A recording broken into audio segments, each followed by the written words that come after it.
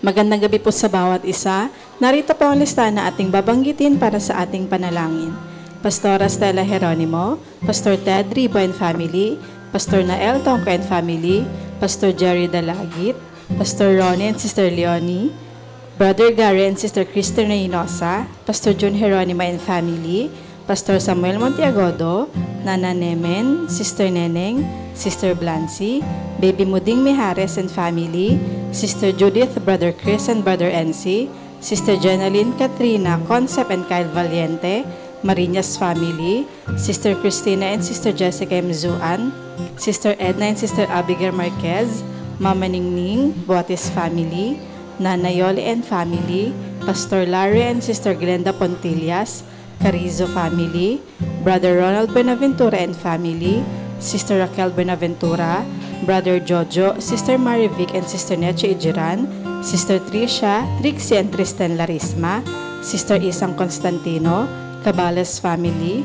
Brother Rod, Sister Ana and Sister Praise de los Santos, Sister Cherry Arzala, Sister Orpha, Sister Sharon and Sister Nympha, Sister Christine and Brother Michael de la Cruz, Sister Yoli Pantig, Sister Melly Montaño, Brother Jeffrey Carizo, Sister Feli Dizon, Sister Caroline Pukuhan and Sister Nancy, Maulawan Family, Brother Marvin Lau, Sister May Santos, Sister Pina Montiagodo, Sister Edel Castro, Brother Reynaldo Rodriguez, Sister Joy Acosta and Sister Aledora Medina, Nanay Lino Lopez, Brother Julius Pantig and Family, Sister Fen MJ Danganan, Brother Dixon Paras, Brother Francis Pineda, Brother Richard and Brother Scott Michael Wayan, Brother Gerald Handa and Family, Sister Sarah Licardo, Brother Brian Bernardo, Sister Cam Saito, Sister Nihal Abdul Rauf and Brother Alexander Mamao, Sister Cecilia de Sahagun, Brother Delio Larin, Sister Liway Apo and Family, Brother Francisco Fabiliar, Brother Sam Benesano, Sister Baby Orsabe and Sister Belen, Brother Jerry Lazaro and Family, Sister Zea Callejo, Brother Vic Gutierrez and Family, Brother Francisco Senon, Sister Roderidia Parel, Baby Gavin Manzulim, Sister Lani Ramos, Sister Janet Abuel, Sister Hilary Ann Abuel, Baby Julian Chris Alfante, Sister Crescencia Ramos Rico, Nanay Gloria, Pastor Henner Ado, Brother Richard Elima, Brother Michael Tailo, Brother Ishmael and Brother Joaquin Ong, Baby Penelope Jane Leoncio, Brother Juanito Ramos, Sister Joanne May Ragusante, Sister Joyce Tacorda, Sister Filomena Togade, Sister Luisa Miralles, Sister Madeline Napalang, Sister Meth Balahadia, Sister Harriet, Sister Jennifer Lat, Sister Susan Lopez, Attorney Carlos Borja Jr., Sister Aida Cruz de Leon, Brother Ken, Sister Abby and Baby Z Reynosa, Brother Reynaldo Moreno and Family, Sister Jean Baby Chino and Baby Chin Antolin, Brother Nelson and Sister Vivian Pabigayan, Sister Julieta Gutierrez, Brother Brian de la Cruz, Sister Mercy de la Cruz, Brother Edgar Ventura, Sister Mariel Sebastian, Mr. and Mrs. Jed and Danny V. Dayo, Sister Lizelle Bangayan, Sister Melogene Paliago, Brother Renz Louis Abangan, Sister Vanessa Abingoza, Brother William Valencia Jr., Brother Ramon Rodriguez. Magandang gabi po sa inyo, mga minamahal kong mga kapatid, sa inyo mga kapatid ko sa Iglesia ng Piel, at gayon din po sa inyo mga kapatiran sa Iglesia ng Pasong Tamo. At muli sa lahat po na nakikibahagi sa gawain ito, na ngayong gabi ay magpapatuloy po tayo sa dako ng ating panalangin. At gaya po ng dati, gagawin muna natin ang pagbabasa at pagbubulay-bulay ng kanyang mga salita. At ang salita na aking ibabahagi po ngayong gabi ay mababasa po natin sa Kawikaan, chapter 11, sa verse 24. Ang sabi po rito, ang kaluluwang mapagbigay ay tataba at siyang dumidilig ay madidilig din. Kaya nga po ang ating paksa ang kaluluwang mapagbigay. Baka po matakot kayo na ayaw niyong tumaba. Ang sinasabi rito tataba, hindi yung katawan, yung ating kaluluwa na harap sa ating Diyos. Kaya sabi dito, ang kaluluwang mapagbigay ay tataba. Ang kaluluwang mapagbigay ay, ito po ay nasulat para ating gawin yung kalooban ng Diyos na habang tayo ay nabubuhay, gawin natin yung salitang mapagbigay. At unang-una ang ating gawin ay ang kalooban ng Diyos na tayo ay maging mapagbigay sa mga gawain ng Panginoon. Yun po ang isang sa kalooban ng Panginoon. Mapagbigay tayo sa mga gawain ng Panginoon, lalo na po sa panahon ito. Marami pong manggagawa na nangangailangan ng ating panalangin at nangangailangan din sila na sila'y ating matulungan sa kanilang mga pangailangan. Lalo na po ngayon sa panahon ng kahirapan, kalooban ng Diyos na tayo ay maging mapagbigay at hindi lamang sa gawain ng Panginoon, kundi maging mapagbigay tayo sa mga nangangailangan. At yun po ang sinasabing ang kaluluwang mapagbigay. At bakit po natin kinakailangan gawin yon? Ang Panginoong Jesus mismo ang nagturo sa kanyang mga alagad na sinasabi dito sa Lucas chapter 6 sa verse 38. Letter A po itong kinuha ko dito. Lucas chapter 6 sa verse 38, letter A. Ang sabi po ng Panginoon, magbigay kayo at kayo bibigyan. Takal na mabuti, pikpik, liglig, umaapaw, ay ibibigay niya sa inyong kandungan. So, ang Panginoon talagang kung magbigay siya ay hindi konti, kundi ang sabi rito ay takal na mabuti.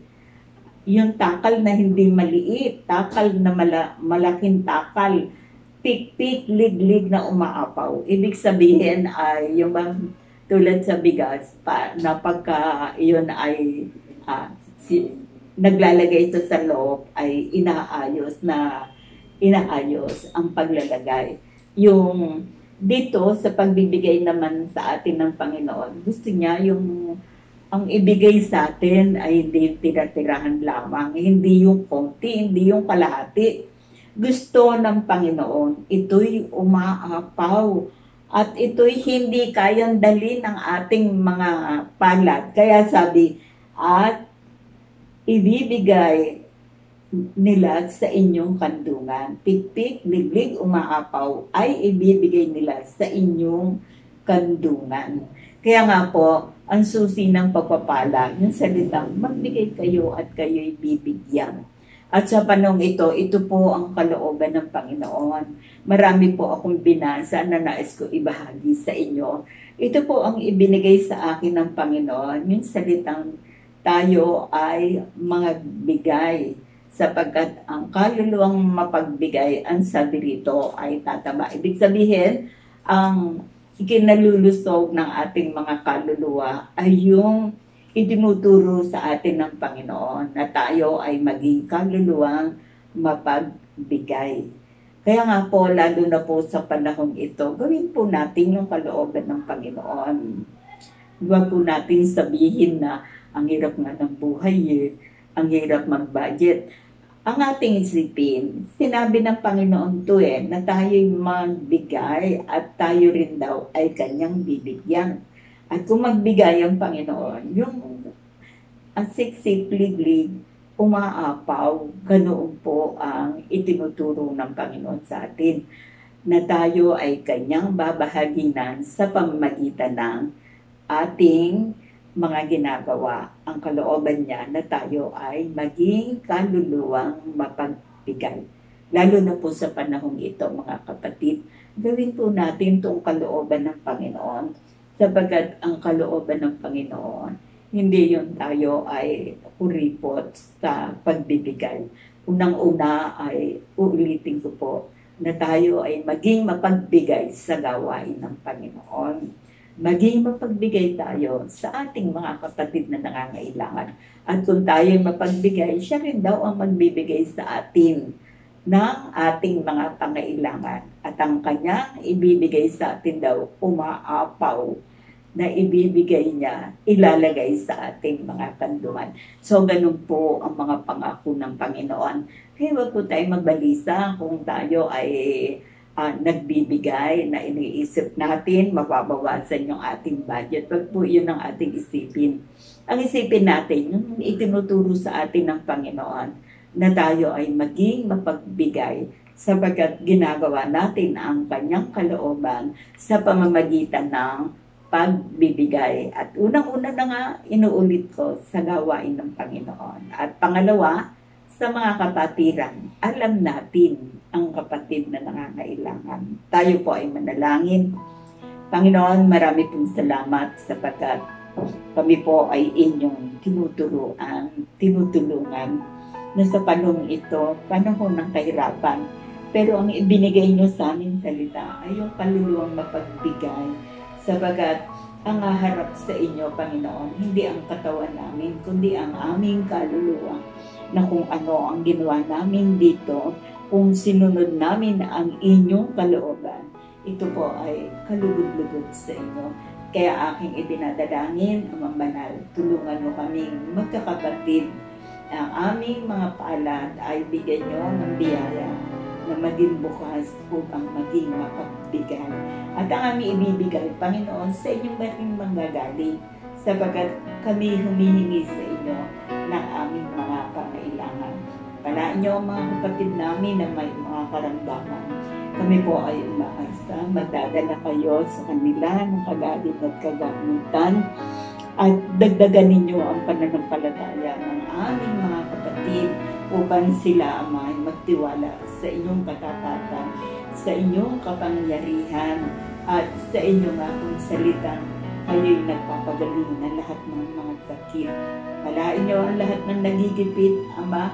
Kami po ay umaasa sa inyo na kung kami mapagbigay, sabi niyo, kami din ay inyong bibigyan ng mga pangangailangan. Umaapaw pa nga ang ibabalik niyo sa amin. Tulungan niyo, Panginoon, na kami magkaisa ng Espiritu sa pagiging kaluluwang mapagbigay, lalo na po sa mga banal na gawain. Palain niyo, Panginoon, ang mga kapatiran sa Iglesia ng Piel, sa Iglesia ng Passion Tamo, at tulungan niyo kaming magkakapatid na kami magkaisa ng Espiritu, na kami ay sumusunod sa inyong banal na kalooban na nais niyo na kami ay maging mapagbigay, lalo na po sa banal na gawain. Panginoon, umaasa nga po ako, ang nangihina ay palalakasin niyo at ang nagdidipit aabutin niyo upang kami man, Panginoon, sa panahon ito ay mayroon kami maipagkaloob, lalo na sa banal na gawain. Umaasa nga po ako na ang mga salitang ito, bibigay niyo po ng bisa't kapangyarihan upang kaming magkakapatid ay magkaisa ng Espiritu na kami ay nagkakaloob sa mga gawain sa pamamagitan ng pagbibigay na naglilingkod sa inyo, sapagkat kayo ang aming Diyos na aming pinaglilingkuran, ang katugunan ng lahat ng aming mga pangailangan. Ama, ang lahat ng ito ay ating hinihingi, ipinagpapasalamat sa pangalan ni Jesus. Amen.